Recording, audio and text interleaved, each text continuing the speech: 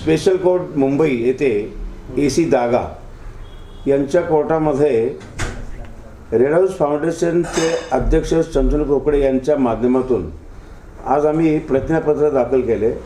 त्या प्रतिज्ञापत्रामध्ये असं म्हटलेलं आहे की ज्या DSK डेव्हलपरने ज्या प्रॉपर्टीज म्हणजे FD होल्डरच्या पैशातून घेतल्या तर त्या जवळजवळ 335 प्रॉपर्टीज या प्रॉपर्टीज म्हणजे रेड हाऊस फाउंडेशनच्या माध्यमातून आम्ही 35,000 FD होल्डरचे पैसेचं रिपेमेंट आम्ही करू शकतो। तर त्यासाठी आज 160 FD धारकांनी प्रतिज्ञापत्र कोर्टामध्ये दाखल केले ॲडव्होकेट चंद्रकांत बेकरच्या माध्यमातून। आणि तसंच एक पर्सनल ॲफिडेविट रेड हाऊसच्या अध्यक्ष यांच्यामार्फत की ह्या सगळ्या प्रॉपर्टीज घेऊन FD होल्डरचे पैसे सर्वांचे देण्याचं आम्ही प्रपोजल कोर्टामध्ये सादर केलेलं आहे। या प्रपोजलमध्ये असं म्हटलेलं आहे की DSK यांनी जवळजवळ 8 डमी कंपनीज काढून 8,522 करोड 27 लाख रुपये गोळा केले आणि या पैशामधून त्यांनी संपूर्ण म्हणजे आपल्या देशामध्ये ह्या प्रॉपर्टीज म्हणजे त्यांनी खरेदी केल्या। म्हणजे FD होल्डरच्या पैशातून या प्रॉपर्टीज खरेदी केलेल्या आहे म्हणून पहिला क्लेम हा FD धारकांचाच आहे असं आम्ही कोर्टाला आज नमूद केलं। आज कोर्टाला तेही नमूद केलं की बाबा सेक्शन 13 प्रमाणे DSKवर जे चार्जेस लावलेले आहेत तर त्याची प्ली तुम्ही रेकॉर्ड का करत नाही।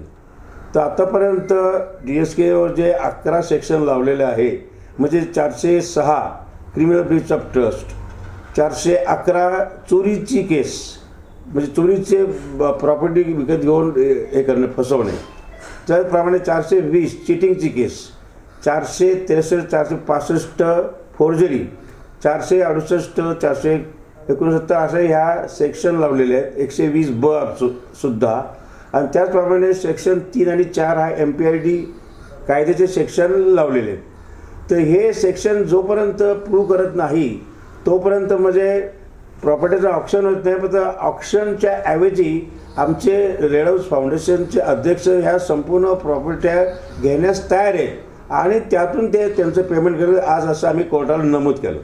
आणि AC दागा साहेबांनी सुद्धा ते प्रतिज्ञापत्र रेड हाऊस फाउंडेशनचं म्हणजे दाखल करून घेतलं आणि त्याच्यावरती नंतर आज EOW यांनी सुद्धा त्यांचं माझे प्रतिज्ञापत्र आज दाखल केलं कोर्टाला की गुन्हा केव्हा घडला कसा घडला हे सर्व त्यांचं रिपोर्ट म्हणजे आता तुम्हाला आम्ही जी प्रेस नोट जी तयार केली ती तुम्हाला आता आम्ही देत आहोत।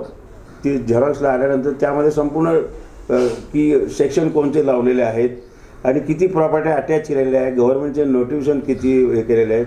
तर असे सगळ्या त्या प्रॉपर्टी अटॅच करून याच्यासाठी सुरेंद्र नवले SDO मावळ यांची नेमणूक केलेली आहे। खरं वास्तविक जबाबदारी ती पैसे देण्याची त्यांची आहे, कलेक्टरच्या मार्फत त्यांची अपॉइंटमेंट झालेली होती। तसंच सेक्शन 13 प्रमाणे पोलिसांनी त्याचे सेक्शन जे आहे ते प्रूव्ह करायला पाहिजे। जोपर्यंत सेक्शन प्रूव्ह करत नाही तोपर्यंत DSK म्हणतो तुम्ही इनोसंट आहे। मग इनोसंट जर असलं तर आम्ही कोर्टाला सांगितलं मग 5 वर्ष जेलमध्ये गेले कसे ते, म्हणजे prima facie DSK has committed offences असा म्हणजे त्याचा अर्थ होतो। तर आज कुठल्याही परिस्थितीमध्ये FD होल्डरची पैसे देण्यासाठी रेड हाऊस फाउंडेशन ही पुढे आलेली आहे। ही जगातील नंबर 1 म्हणजे NGO आहे आणि ह्या NGOच्या माध्यमातून या गोरगरिबांचे आणि FD होल्डर धारकांचे की त्यांचे वय आज जवळ 70च्या पुढे सर्वांचे वय मॅक्झिमम 80% हे असे FD होल्डर की ते सगळे म्हणजे थकलेले लोक आहेत। आता अशा लोकांचे पैसे म्हणजे देण्यासाठी रेड हाऊस फाउंडेशनने पुढाकार घेतलेला आहे।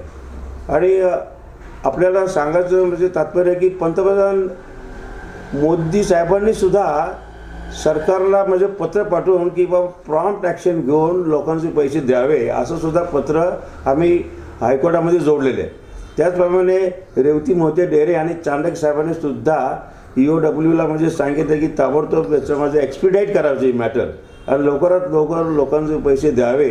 तर त्यानुसार आज जे ACP जे त्यांची नेमणूक केलेली आहे ते नवीनच आता आलेले आहेत, त्यांनी चार्ज घेतला आणि ती चांगली व्यक्ती आहे।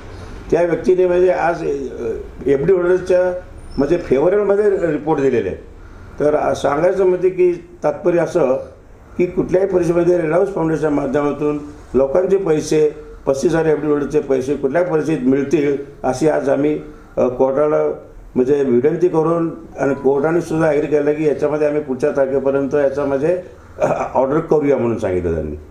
एवढं सांगतो. प्रश्न असा होता हो की हे फक्त महाराष्ट्रातलं आता बेनिफिट सगळ्यांना भेटणार आहे, इतर काही लोकांचे पैसे आहेत त्यांना बेनिफिट होईल का DSK मध्ये? याला जोडून की प्रॉपर्टीची रक्कम आणि शिल्लक साधारणतः म्हणजे त्या प्रॉपर्टीच्या किमती वगैरे काय आमच्याकडे आलेल्या आहेत.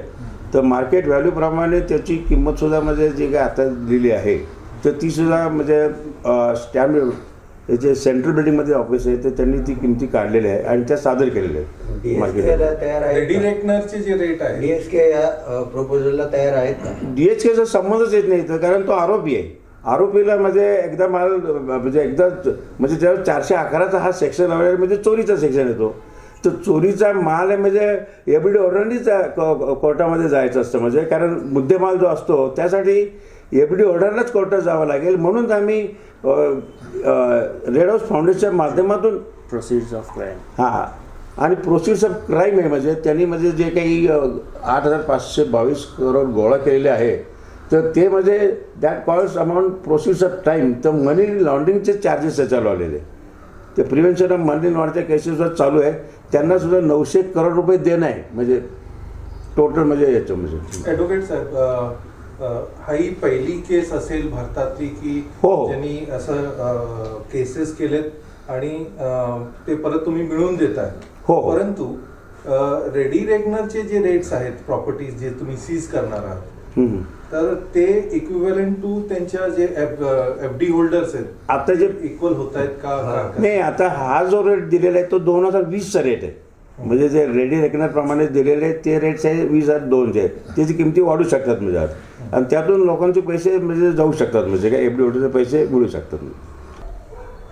आणि जरी कोर्ट आणि लोक म्हणतात की DSK दिवाळेखोर आहे तसं नाही आहे. भरपूर ॲसेट्स आहे आणि ते आता आमच्या ताब्यात येणारे सगळे ॲसेट्स आणि आम्ही लिक्विडेट करून आम्ही विकून आम्ही देऊन टाकू आणि सरप्लस आम्ही बघू काय करायचं आहे. सरप्लस राहणार आहे जे व्याज आहे व्याज सहित आम्ही देऊ. पहिले FD होल्डर आणि व्याज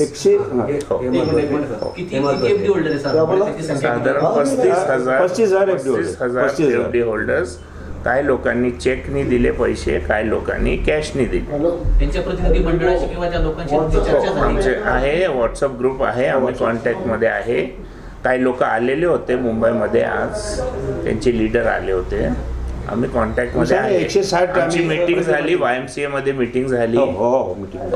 दीपक भाऊ आले होते दीपक मानकर आले होते. डिपॉझिट केले होते त्यांना अपेक्षा आहे की बाबा त्यांना व्याजासकट तर तुम्ही त्यांना रिटर्न्स कसं देताना? ऍक्च्युली 200 लोक मेले ऑलरेडी एक्सपायर झाले एकाने आत्महत्या केली. तर आता जे आज आम्ही हे ॲफिडेव्हिट दिले त्याचे रेकॉर्ड आहे आमच्याकडे आणि त्यांना पूर्ण पेमेंट व्याज सहित मिळणार आहे. म्हणणं घेतल्यानंतर मग कोर्ट ऑर्डर निघेल. दोन्ही बाजूचं म्हणणं घेतलं नेक्स्ट हिअरिंग मध्ये नेक्स्ट इयरमध्ये. नेक्स्ट हिअरिंग कधी दिली सर? ती आता आज फक्त 3 नोव्हेंबर दिली तारीख. आज FD होल्डरला तुम्ही काय दिलासा द्याल, काय सांगाल? आज म्हणजे 100% त्यांचे पैसे परत मिळतील एवढी आम्ही त्यांना खात्री रेड हाऊस फाउंडेशन आज आम्ही तुम्हाला कॉपी देऊ. आज आम्ही म्हणू शकतो आज टर्निंग पॉइंट आहे आजचा दिवस आणि मॅक्झिमम FD होल्डरनी रेड हाऊस फाउंडेशनशी कॉन्टॅक्ट करावा. हे आमचं माझं म्हणणं आहे. काय नाही तर तुम्ही काहीच करणार नाही तुम्ही म्हणता घरी बसून आणून पैसे कोणाला तसं मिळणार नाही हे स्पष्ट आम्ही सांगतो.